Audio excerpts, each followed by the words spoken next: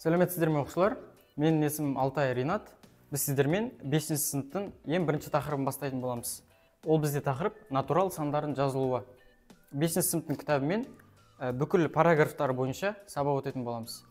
Ең алғашқы натурал сан не дегеннен бұрын, білмес бұрын, біз математика деген сандардан тұрады, сандардан тұрады.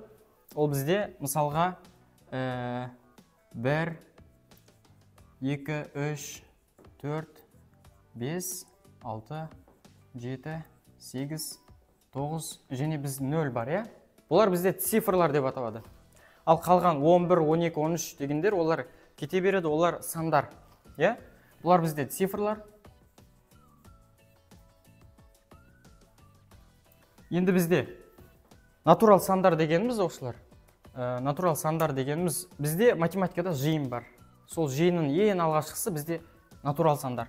Ол бізде натура деген әріппен, n әріппен белгіленеді, және ол бізде бірден бастап шексіз кете береді.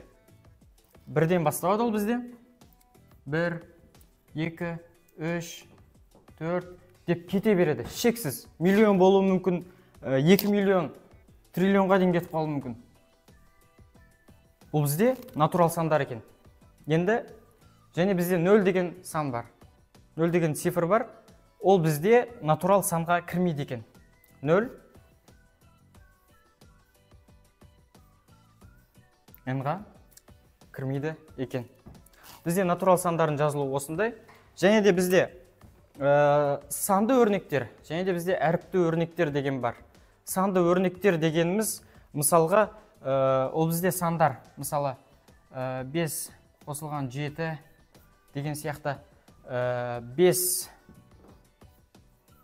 көбейтілген 2 және ол қосылған 3 деген сияқты. Бұл бізде санды өрнектер. Себебі, бұл жерде тек қана сандар және амалдар, көбейту, қосу амалдар тұр. Ал енді бізде әріпті өрнектер деген дүние бар. Әріпті өрнектер дегеніміз, мысалға алатын болсақ, 5a қосылған 2, 3b қосылған 3 деген сияқты. Құрамында әріптері бар өрнектер, ол бізде әріпті өрнектер деп аталады екен.